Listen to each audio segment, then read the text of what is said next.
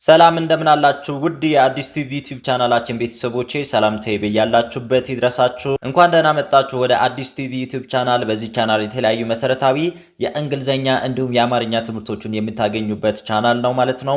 ዛሬ ደግሞ እንደተለመደው እናንተን ያስተምራል ብዬ ያሰብኩትን በጣም አስተማሪና አስፈላጊ የሆነች ቪዲዮ ይዤላችሁ መጥቻለሁ ማለት ነው። በዛሬው የምንመለከታቸው የእንግሊዘኛ ፊደላቶችን በካፒታልና በስሞል ማለትም በትልቅና በትንሹ እንመለከታለን ማለት ነው። ቤተሰቦቻችን ቀጥታ ወደ ቪዲዮ እንገባለን። እንግዲህ ውድ ቤተሰቦች እዚህ ጋር እንደምትመለከቱት እዚህ ጋር ሁለት አድርጌ ነው ያመጣውላችሁ። እነኚህ ሁለት የነበሩትን ለይታችሁ ቅርጻቸውን ማወቅ እናንተ በቀላሉ እንድታነቡና እንድትጽፉ ያደርጋችኋል ማለት ነው። ቤተሰቦቻችን ከመጀመሪያዊቷ ጀምረን እያንዳንዷን ቅርጻቸውን አይተናቸው ስማቸውንም እየጠራን እንሄዳለን ማለት ነው። ቤተሰቦቻችን የመጀመሪያዊቷ ማናት? እቺ ካፒታል ናት ማለት ነው። ትልቋ ኤ ፊደል ናት ማለት ነው። ትልቋ ኤ። እችኛዋ ደግሞ አጠገቧ ያለችው ትንሿ ኤ ፊደል ናት ማለት ነው። ቤተሰቦቻችን እችኛዋ ደግሞ ትንሽዋ ኤ ናት ማለት ነው። ያኛው ትልቁ ነው ማለት ነው። ስማቸው ተመሳሳይ ነው። ይሄኛውም ኤ ነው፣ እችኛዋም ኤ ናት።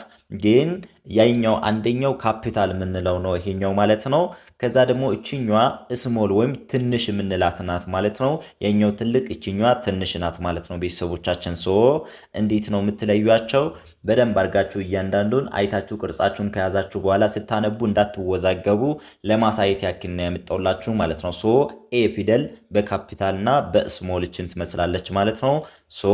አሁን ቀጣይ ደግሞ የምንመለከተው ቢ ፊደል ናት ማለት ነው። እችኛዋ ቢ ፊደል በትልቁ ማለት ነው። እችኛዋ ደግሞ ቢ ፊደል በትንሹ ማለት ነው። አንድ ላይ ስማቸውን አይታችሁ አንዳንድ ፊደላቶች ተመሳሳይ ቅርጽ ነው ያላቸው። ለምሳሌ እዚህ ጋር ሲ ላይ ከተመለከታችሁ ትልቅና ትንሽ ቢሆኑም ቅርጻቸው ተመሳሳይ ነው። ግን አንዳንድ ቦታ ላይ እዚህ ጋር ቢ ፊደል ላይ እንደምትመለከቱት ቢ ፊደል ካፒታል እና ቢ ፊደል ስሞል የተለያየ ቅርጽ ነው ያላቸው ማለት ነው ቤተሰቦቻችን። ስለዚህ አንዳንድ ተማሪዎች እኔ ጋር እንደመጡ ኤቢሲዲ ብላችሁ መቁጠር ይችላሉ። ግን ብዙ ጊዜ የሚቸገሩት ካፒታል እና ስሞል አድርጌ ሳመጣላቸው ሌላ ፊደል ነው የሚመስላቸው ማለት ነው። ይህን ለይታችሁ ካወቃችሁ በቀላሉ ማንበብ ትችላላችሁ ማለት ነው ቤተሰቦች። እችኛዋ ማናት? ካፒታል ቢ ናት። እችኛዋ ደግሞ ስሞል ቢ ናት ማለት ነው ቤተሰቦቻችን። ቢ ቤተሰቦችን አሁን ተመልክተናል ማለት ነው። አሁን ደግሞ ወደ ሲ ቤተሰብ እንመጣለን። ሲ ቤተሰብ እዚህ ጋር እንደምትመለከቱት ምንም ልዩነት የለም። ትልቋ ስም ሲ ናት። ትንሿ ስም ተመሳሳይ ቅርጽ ናቸው ያላቸው ማለት ነው ቤተሰቦቻችን። ተመሳሳይ ቅርጽ ያላቸውን አንዱን ካወቃችሁ ሁለቱንም ታውቃላችሁ ማለት ነው። ግን የተለያየ ቅርጽ ያላቸውን ካለያቻቸው ስታነቡ ትቸገራላችሁ ማለት ነው ቤተሰቦች። ሲ ፊደል እች ትመስላለች። እስካሁን 3 ተመልክተናል ማለት ነው። ኤ ቢ እና ሲ ተመልክተናል ማለት ነው ቤተሰቦቻችን። አሁን ደግሞ ወደ ዲ ላይ ደርሰናል ማለት ነው። ዲ ፊደል እችኛዋ ናት ማለት ነው። ዲ ፊደል እቺ ናት። ከነኚህ ውስጥ ደግሞ እችኛዋ ትልቁ ዲ ናት። እችኛዋ ደግሞ ትንሽየዋ ዲ ናት ማለት ነው። ወይም ይሄኛው ካፒታል ነው፣ እችኛዋ ስሞል ናት ማለት ነው ቤተሰቦቻችን። እናንተ በትክክል እንግሊዘኛውን ለማንበብ ወይም የእንግሊዘኛ ፊደል ተጠቅማችሁ በአማርኛ ለመጻፍ ሁለቱንም ለይታችሁ ማወቅ ይጠበቅባችኋል ማለት ነው ቤተሰቦቻችን። በጣም አሪፍ። ዲ ፊደል እችን ትመስላለች። ዲ ፊደል በካፒታልም በስሞልም እዚህ ጋር አሳይቻችኋለሁ ማለት ነው። አሁን ደግሞ ወደ ኢ ፊደል እንሄዳለን። ኢ ፊደል ደግሞ እችን ትመስላለች። ኢ ፊደል ካፒታሏ እቺ ናት። ስሞሏ ደግሞ እችኛዋ ትንሽ ያጠገቧ ያለች ናት ማለት ነው ቤተሰቦቻችን። አንድ ላይ ያመጣውላችሁ አውቄ እናንተ እንድትለዩአቸው አይታችሁ አንዱን ካወቃችሁ ሌላውንም ከዚች ጋር ለካ እችኛዋ ተመሳሳይ ናት ብላችሁ እንድትለዩአችሁ ብዬ ነው ያመጣውላችሁ እንጂ ብዙ ጊዜ ለብቻ ነው የሚመጡት ማለት ነው። ካፒታሎች ለብቻ፣ ስሞሎቹ ለብቻ ናቸው። ግን እኔ አንድ ላይ አድርጌ ያመጣውላችሁ እናንተ በትክክል እዚህ ጋር ፊት ለፊት ሁለቱንም አይታችሁ እንድትለዩአችሁ ብዬ ነው ማለት ነው ቤተሰቦች። በጣም አሪፍ። ኢ ፊደል በዚህ መልክ አይተናል ማለት ነው። ኢ ፊደል ካፒታል፣ ኢ ፊደል ስሞል በዚህ መልክ አይተናል ማለት ነው። ቀጣይ ደግሞ የምንመለከታት ማናት? ኤፍ የምንላት ወይም ፊ የሚል ድምጽ ለመጻፍ ማለት ነው ቤተሰቦቻችን። እሱንም ደግሞ አሳያችኋለሁ። እዚህ ጋር ለምሳሌ ኤፍ ብለን ስንጽፍ ብዙ ቦታ ኤፍ ብለን እናነባለን ማለት አይደለም። ፍ ብለን የምናነብበት የራሱ የሆነ ድምፅ አለ ማለት ነው። እሱን በቀጣይ ቪዲዮ አሳያችኋለሁ ማለት ነው። በዛሬው የምንመለከታቸው ካፒታሏና ስሞሏን እንድትለዩ ነው። ሌላ ውስብስብ ነገር ምንም ነገር አያስፈልጋችሁም። እንግሊዘኛ በተለያየ አጋጣሚ ሞክራችሁ አልገባኝም ብላችሁ ትታችሁ ሊሆን ይችላል። ግን ከዛሬ ጀምራችሁ ባለፈው የሰራሁትን ቪዲዮ በአማርኛ እንዴት እንደምንጠራቸው ታያላችሁ። ከዛ በኋላ እነኝን ደግሞ ካፒታልና ስሞል እንዴት እንደምትለዩ ከተመለከታችሁ በኋላ በቀላሉ እንግሊዘኛ ማንበብ እንደምትችሉ ለማሳየት ነው ያመጣሁላችሁ ማለት ነው ቤተሰቦች። በጣም አሪፍ። ስለዚህ አሁን ኤፍ ቤተሰብን ካፒታልና ስሞል ይመሳሰላሉ። ትንሽ ልዩነት ነው እንጂ ያለው ይመሳሰላሉ ማለት ነው። ኤፍ ምንላት ፊደል ወይ ፍ የሚል ድምፅ ነው ያላት ማለት ነው። በጣም አሪፍ። ስለዚህ በመጀመሪያው መስመር ደግሞ መጨረሻ ላይ ያመጣዋት ፊደል ጂ ፊደል ናት። ጂ ወይም ጊ ብለን ነው የምናነባት። ስናነብ ብዙ ጊዜ እሱን አሳያችኋለሁ። ይሄኛው ግን ጂ ብለን ነው የምናነበው። ጂ በካፒታል ጂ ደግሞ በስሞል ነው ማለት ነው ቤተሰቦች። ጂ ፊደል በካፒታል ምን ትመስላለች፣ ጂ ፊደል በስሞል ምን ትመስላለች የሚለውን ካለያችሁ የሆነ ቦታ ላይ አንዱ ሲመጣ እንደሌላ ፊደል መቁጠር ትችላላችሁ ማለት ነው። ስለዚህ በጂ ቤት እንደተመለከታችሁ እዚህ ጋር የተለያየ ቅርጽ ነው ያላቸው። ካፒታል ጂ እና ስሞል ጂ የተለያየ ቅርጽ ነው ያለው ማለት ነው። የተለያየ ቅርጽ ብኖራቸውም ስማቸው ተመሳሳይ ስለሆነ እናንተ በደንብ አድርጋችሁ ለይታችሁ እንድትይዙ አበረታታችኋለሁ ማለት ነው። በጣም አሪፍ። ኦኬ አሁን ደግሞ ወደ ሁለተኛ መስመር መተን እዚህ ጋር ኤች ፊደል እንመለከታለን ማለት ነው ቤተሰቦች። ኤች ፊደል በካፒታል እችን ትመስላለች፣ በስሞል ደግሞ እዚች ጋር ያለችው ናት ማለት ነው ቤተሰቦቻችን። በግራ በኩል ያሉት ሁሉም ካፒታል ናቸው፣ በቀኝ በኩል ያሉት ናቸው ስሞሎች ማለት ነው ቤተሰቦች። ስሞል ማለት ትንሽ ማለት ነው፣ ካፒታል ማለት ደግሞ ትልቅ እንደማለት ነው፣ ሌላ ነገር አይደለም ቤተሰቦች።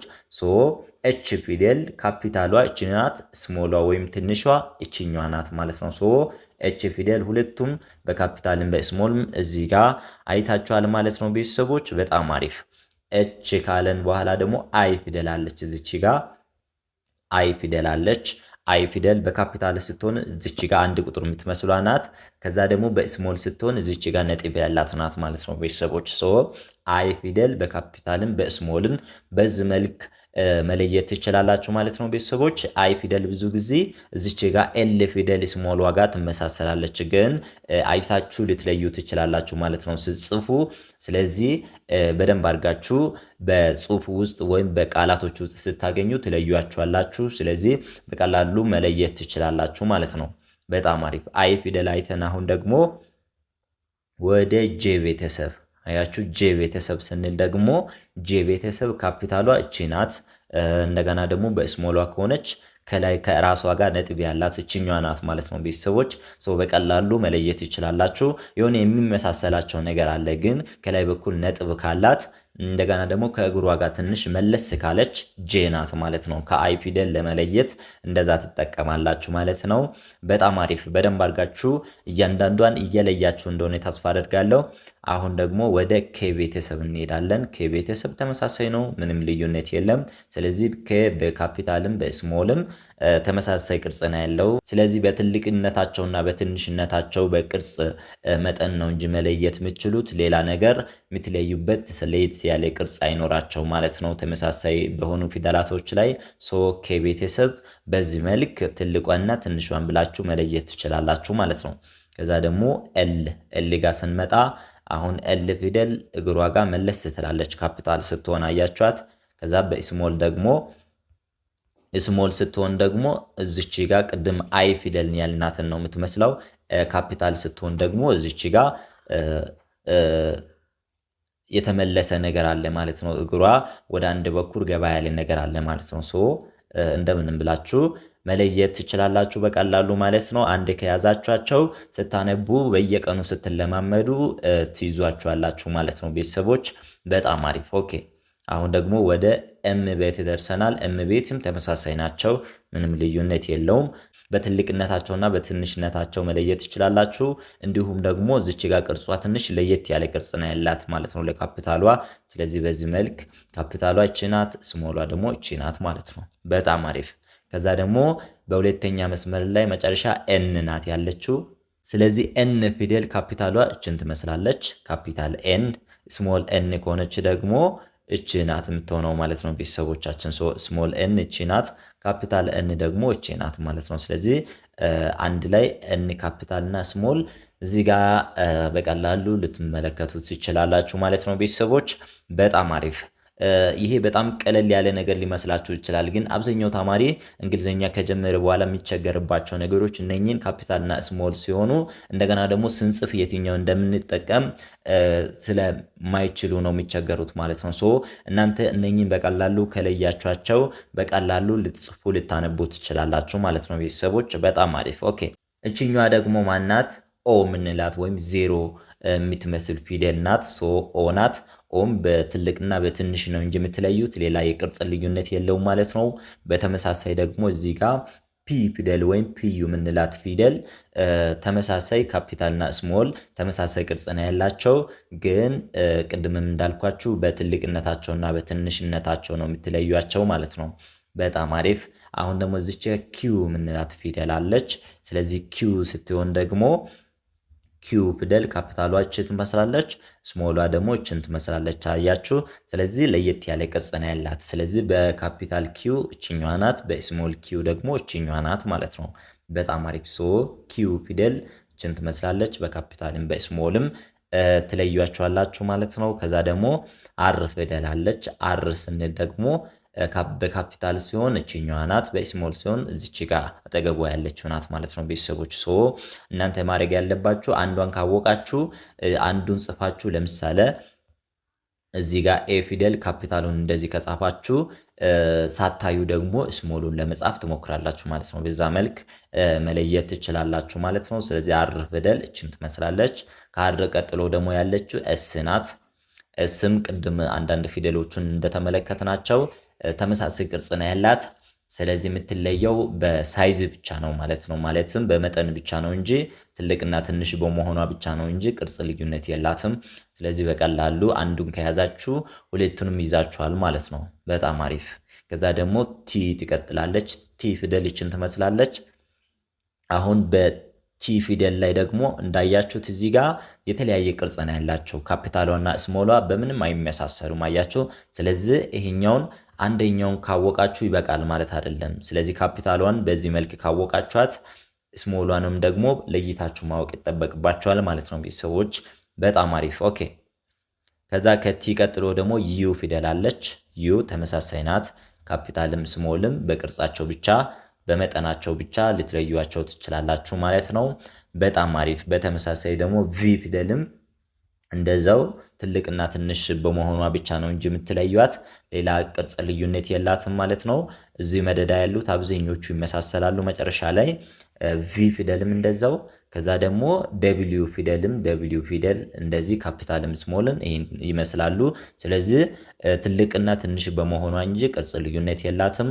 በተመሳሳይ ደግሞ ኤክስ ምንላት ፊደልም እንደዛው ኤክስ ፊደልም እቺ ናት ማለት ነው። ካፒታልም ስሞልም ተመሳሳይ ናቸው።